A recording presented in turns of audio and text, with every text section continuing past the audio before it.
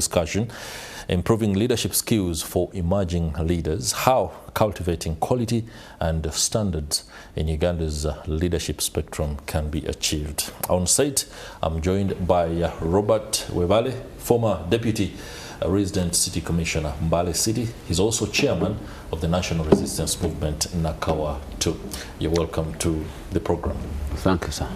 I'm also joined by Honorable Shamim Nambassa. She is the NUP candidate for Lord Councilor Kawempe South. Many thanks for joining us. Thank you so much for having Madam me. President. Thank you for hosting me. Good morning to everyone that is watching. Great. Today's discussion is one that seeks to dive into a growing concern, especially in light of Uganda's democratic trajectory. The need for new leaders to take on the mantle, the need for the older generation to mentor effectively, but also the ability of the two to work closely in ensuring that we do have the democratic and leadership dividends that we deserve as a country. I'm glad we have with us a very young leader and another young leader. Let me begin with Mr. Kwewaze. When you look at what is happening right now, especially in light of the campaign process, there's so many youth who have come out to seek leadership. They want to come into parliament. They want to take on positions in local government.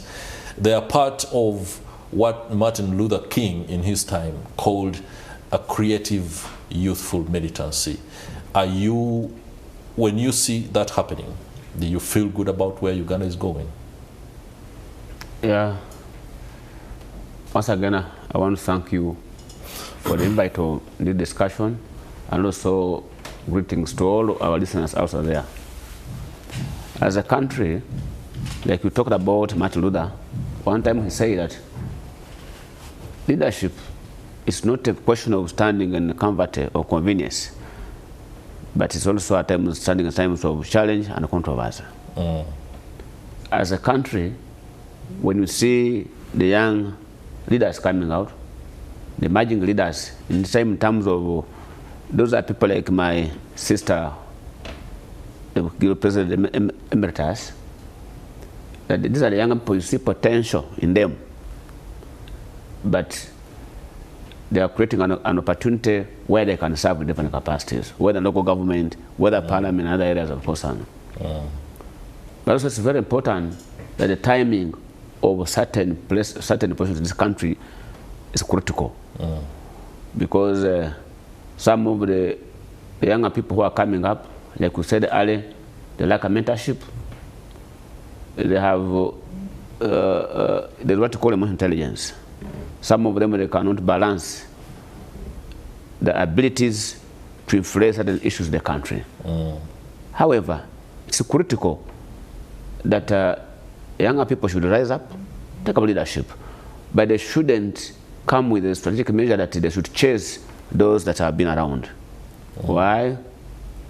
We need to tap their wisdom. We need guidance.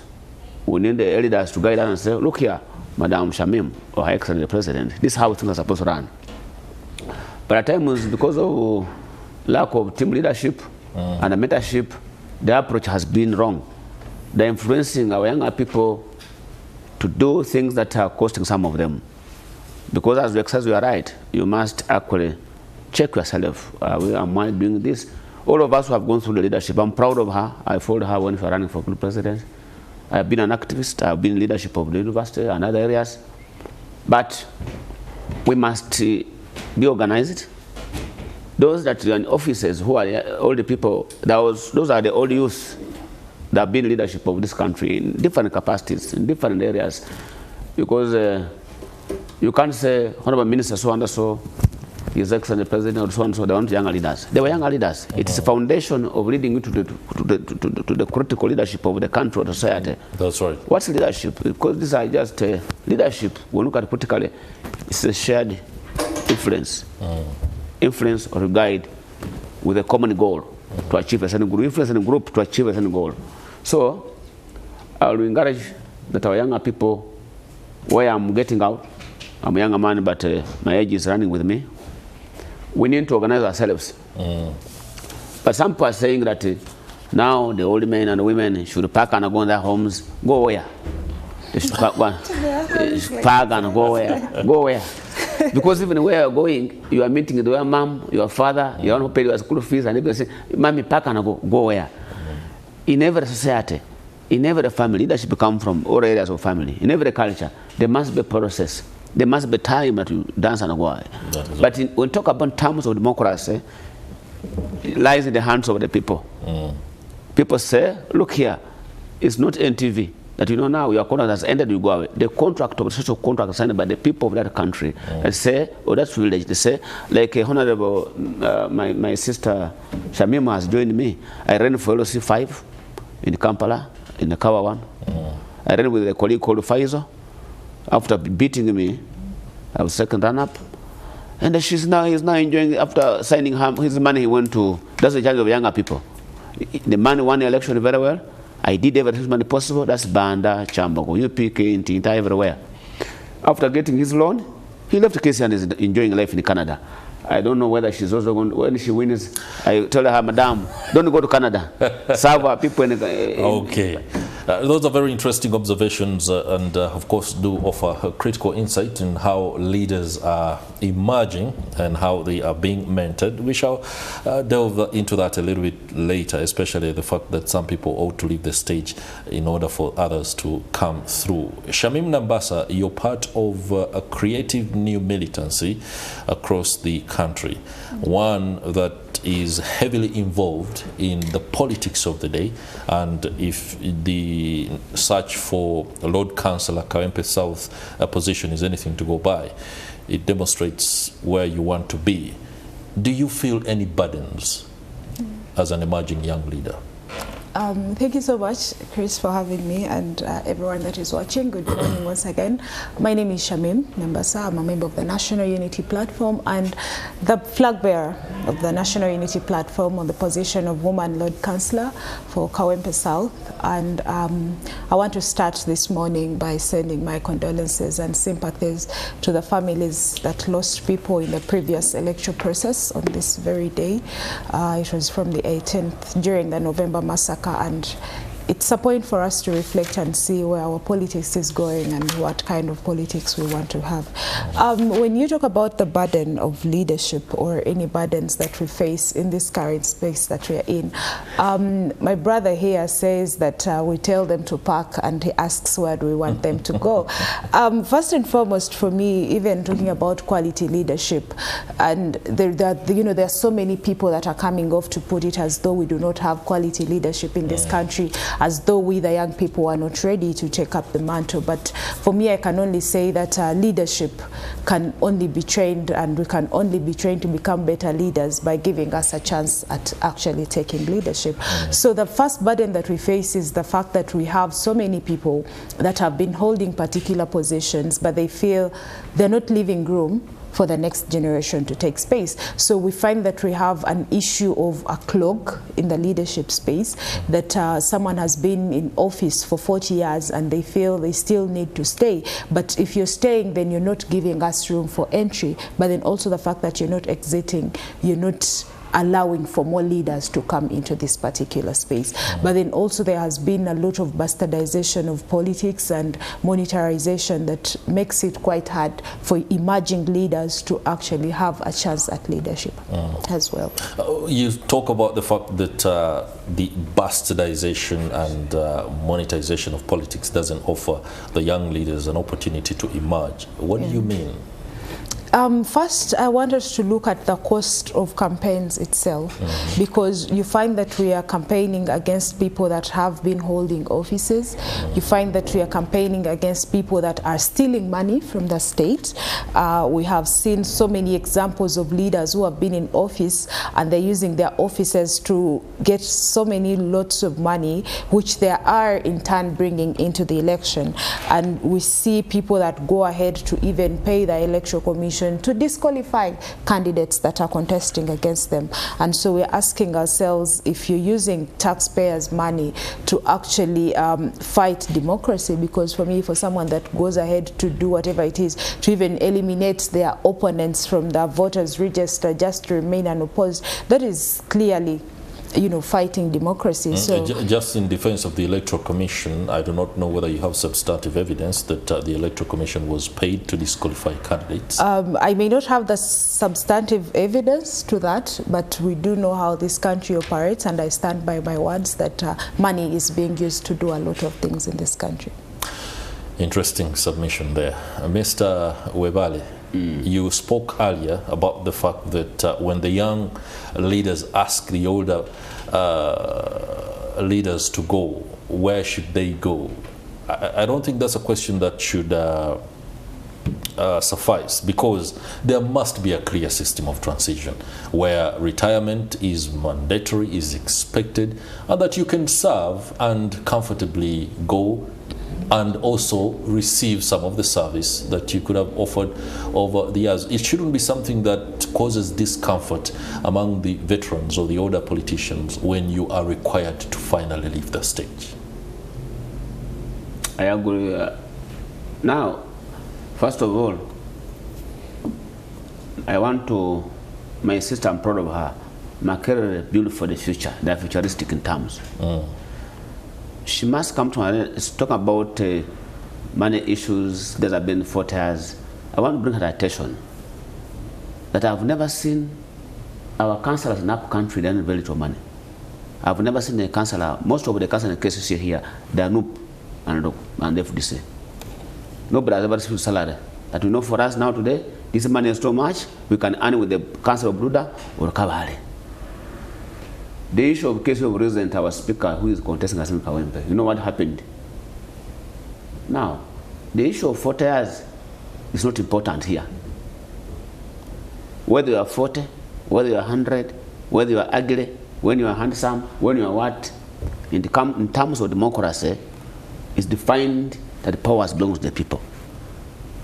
Now, I told you that I'm the chairman of Nakawa today, in Nakawa district, Kampala here, of NRM. I am one of the victims that went through an election, and I'm having a barracks in Chambogo. They never declared me the NUP Candidate one. Hardly 1 year, the guy is having fun in Canada.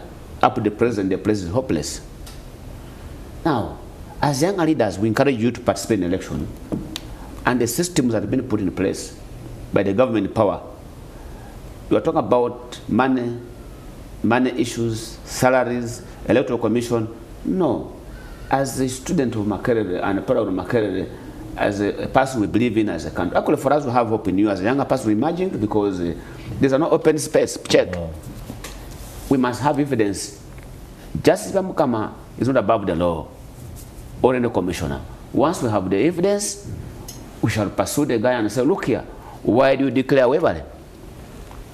But the country Uganda is not lying in one person on every city. President Museveni is moving the whole country looking for the votes. My brother Chagulanyi is moving everywhere looking for the votes as a younger man. All those guys are moving around the country.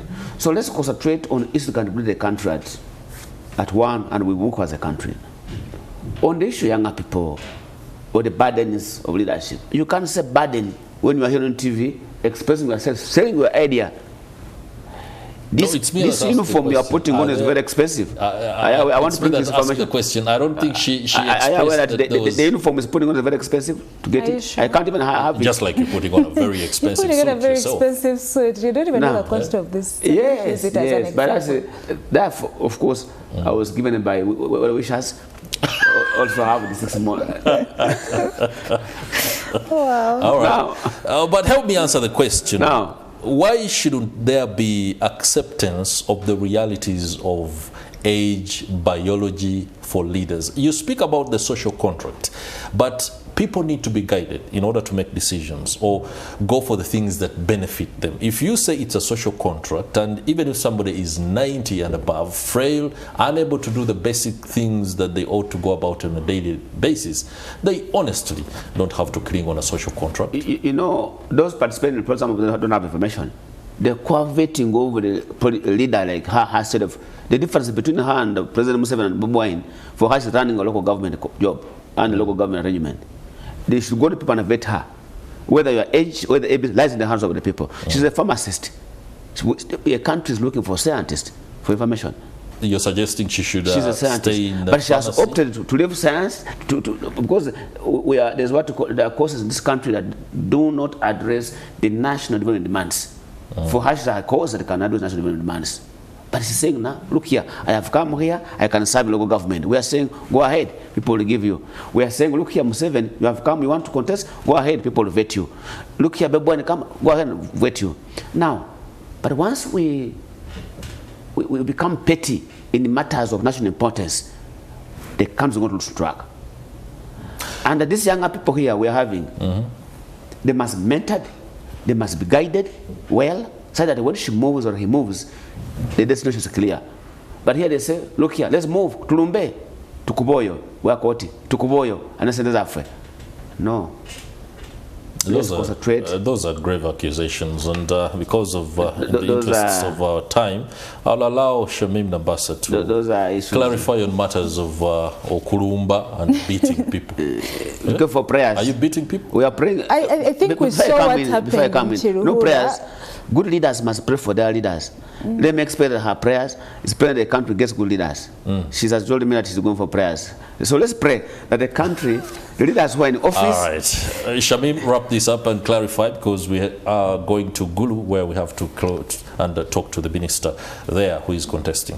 Thank you so much, Chris. I must express my disappointment that for someone that has been in so many leadership positions to be discussing, as shallow as discussing what someone is putting on, I think it questions the quality of leaders that come from the side or from the people that we want to replace. When someone says we the NUP are after attacking, but after what we saw in Chiruhura, we saw people holding sticks and chasing people from the NUP and associated with the NRM, and they went ahead to defend that. It clearly shows who is attacking and who is not attacking. Okay, thank you very much. Shamim Nambassa, NUP candidate for Lord Councilor Kawempe South position, and many thanks to you too, Robert Bwevale, former Deputy RSS in Bali City and also Chairman of the NRM Nakawa too.